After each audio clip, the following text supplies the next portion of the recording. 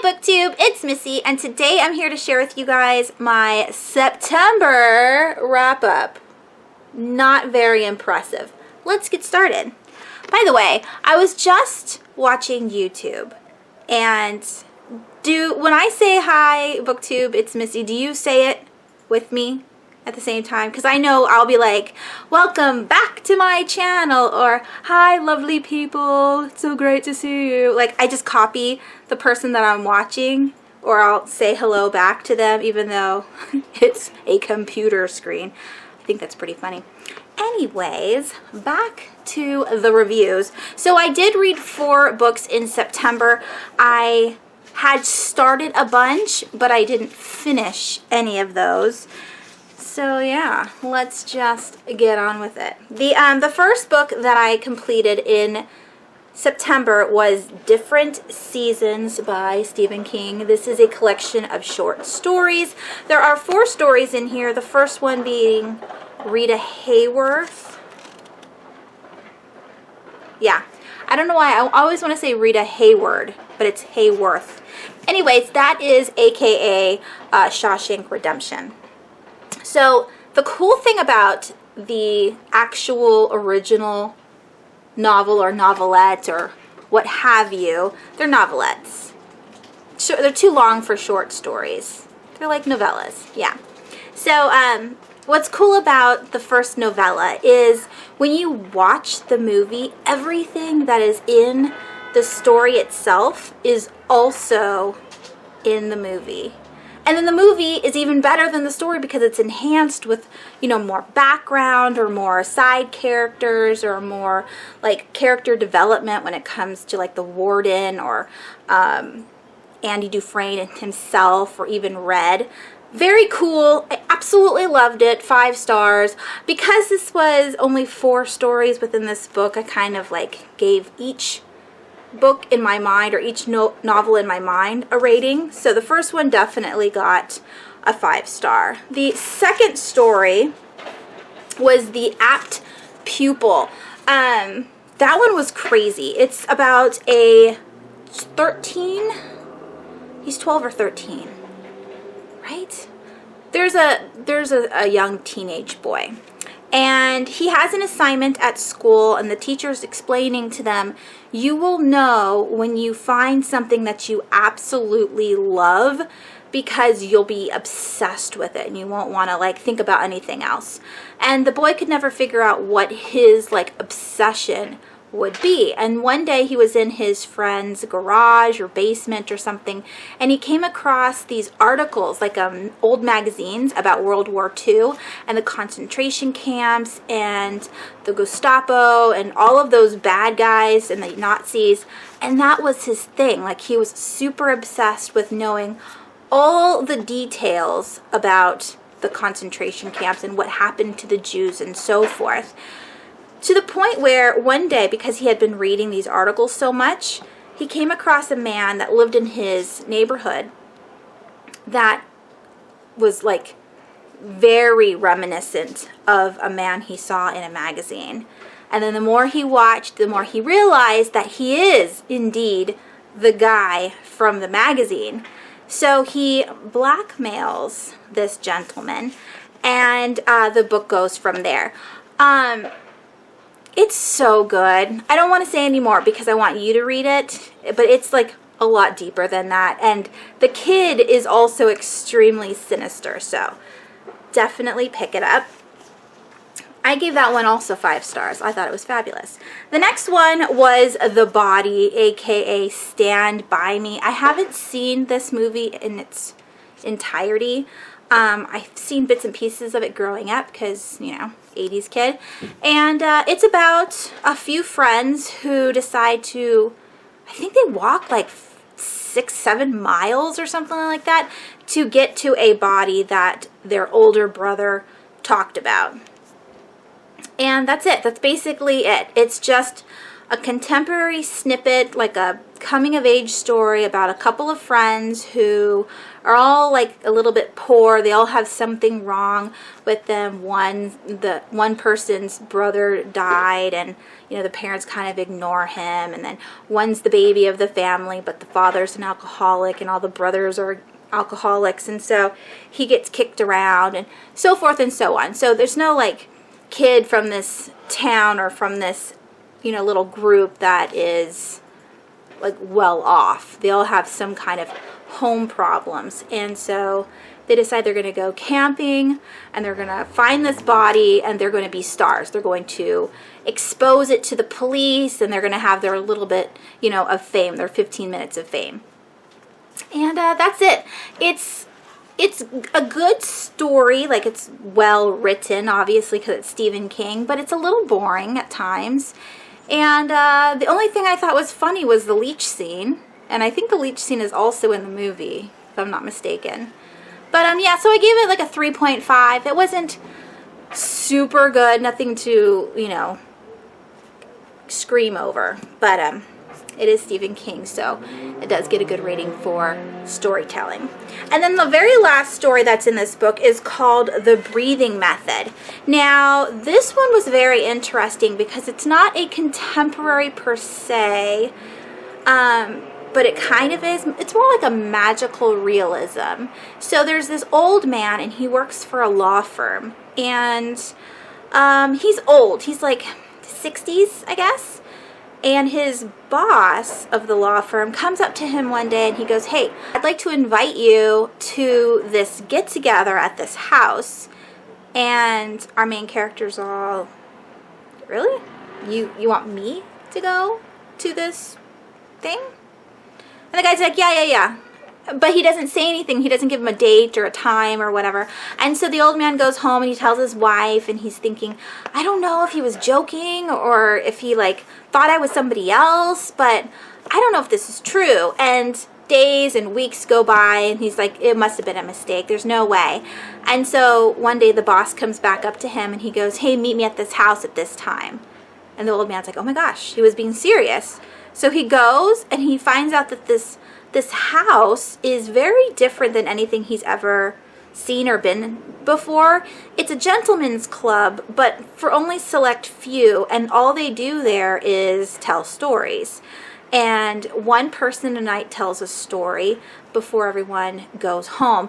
I think they only meet up once a month, or maybe it's once every 2 months. It doesn't really explain that in the story itself, but it's very interesting, and I absolutely love all the little like spooky stories that the men tell each other every night that they're there. And then the last one is the main story, the breathing method. So that one was really good. I'm giving it a 4-star. It was eerie and entertaining, and I love reading about older people, so it was great to have an older main character. And yeah, overall, I believe I gave this book 5 stars because, duh, it's amazing. Next book that I finished in September was Gustav Gloom and the Castle of Fear by Adam Troy Castro, illustrated by Kristen Margiotta. This is the 6th and final book of the Gustav Gloom series. I thought it was nicely wrapped up. We have Gustav and we have Fernie, and they come together. I've been telling you about these books for the last couple months now, but they finally get to the Dark Country, and their whole purpose of being there is to defeat the Dark Lord Obsidian and save the father, and hopefully try to release any prisoners that have been at this castle for however long. And it was such a good like little fight scene, and then of course the ending happened, and I was worried that they weren't going to be able to be friends anymore at some point, but I cried at the end. I know that's so silly, but I always get emotional when I am reading to my kids because, you know, it makes me think of them when they're older and blah, blah, blah, sappy mom stuff. But here's one of the illustrations, and it's just, it was so cute. If you have kids that are, you know, like older elementary, younger middle school, I don't know. My 13-year-old loves me reading anything, so he doesn't have a preference in the books that I read, but this may or may not be a little, I don't know, like babyish for an 8th grader. Maybe they won't like this as much. I like middle grade or even children's fiction, so it's not a very good test when it comes to like actual lovers of reading. They don't care what they read or what age group, but some kids are like, I can't read a baby book, you know. And anyways, I thought it was fabulous. And remember, they have lots of high vocab words in this series, so if you want to introduce those kinds of words to your kids, these books are full of high vocab. All right, there's that one. And then the last 2 books that I read, we have Seed here by Ania Alborn. This is the first book she's ever written, her debut novel. It's about a man named, what's his name?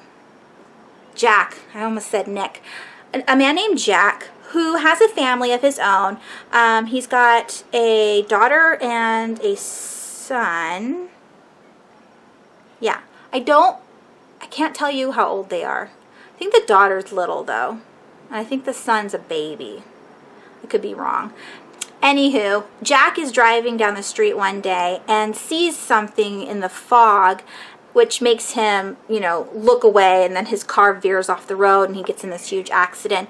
And thankfully, the whole family walks away from the thing pretty much unscathed. The only bad thing that happened was the car was totaled.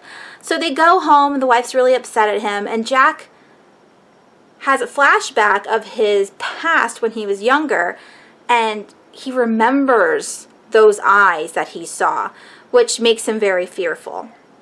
A few days later, his daughter is supposed to go to school and ends up throwing up, and she stays home and she's sick.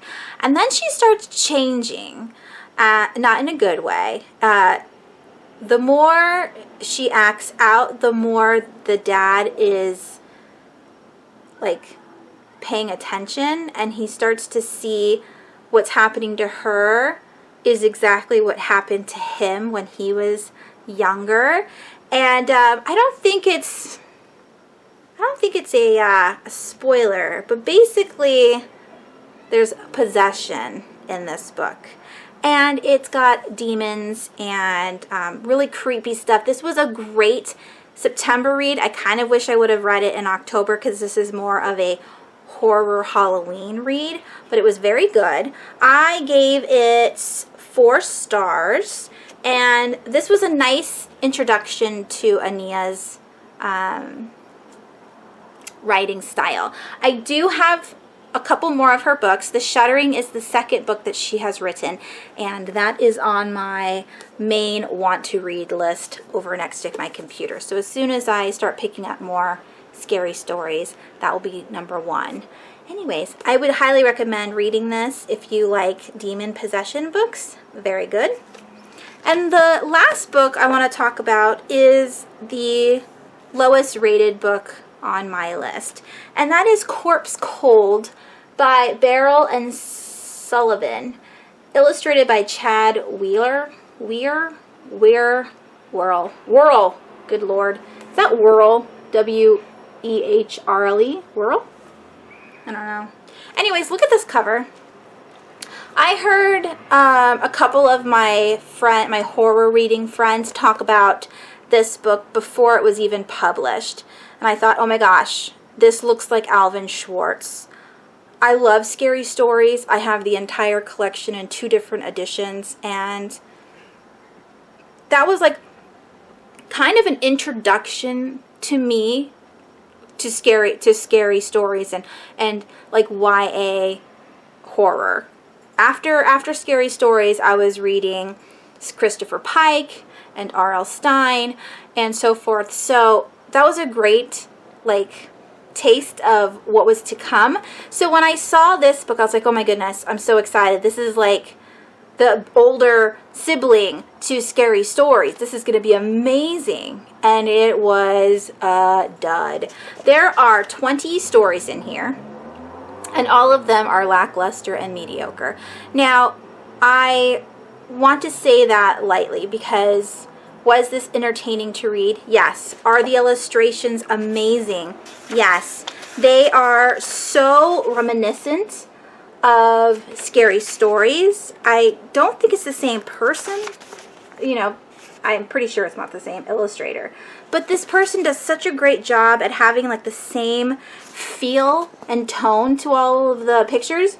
Because in Scary Stories, they always have these like veins or blood or like some kind of ominous strings or hairs coming off all of their pictures. And this book is filled with them. I just absolutely love the illustrations.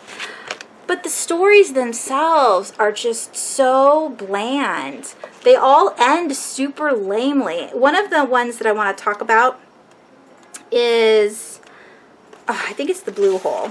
It is this one. Okay, so this is story 15. It's called The Blue Hole, and what I'm going to do is I'm going to read the very last sentence of the story. Now, normally that would be taboo because that's kind of like the ending to a story, but this seriously doesn't tell you anything that happened prior. The very last sentence of this story is, "And I'm contacting the rangers as soon as I get back to the trailhead." That's it. That's not even an ending to a TV show. It's so lame. And that's how all of them are.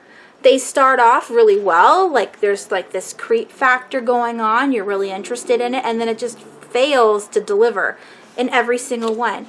I'm giving this book, what did I give it? 2 stars? 3 stars. 3 stars. Normally I don't keep 3-star books, but because it's so reminiscent of Scary Stories, I am going to keep it. The stories themselves are, you could read them to children. That's how non-scary they are. But they have a lot of F-bombs in it, so if you don't like kids reading that kind of stuff, then this book is not for you. But that's basically it. Like, I could read these to my kids and say something else for the F-bombs if I really wanted to, or you could just skip them altogether. But it's not scary. And you know me, I want scary. It wasn't scary. It was really lame. I am appreciative that it was written. I thank you, Amy, for buying this for me and sending it to me and buddy reading this with me, but we were on the same page. These stories were pretty boring. Yeah, so those were the 4 books that I read in September. This is a very late video. It's already November now, so I apologize for the delay. Let me know what you read in September, if you can even remember that, because I know I had to look it up on Goodreads because I couldn't remember what I did read. And yeah, let me know if you've read the books that I've read as well. Let me know what you thought about them, and that is it. I'm hoping you guys are having a wonderful weekend, and I will talk to you soon. Bye!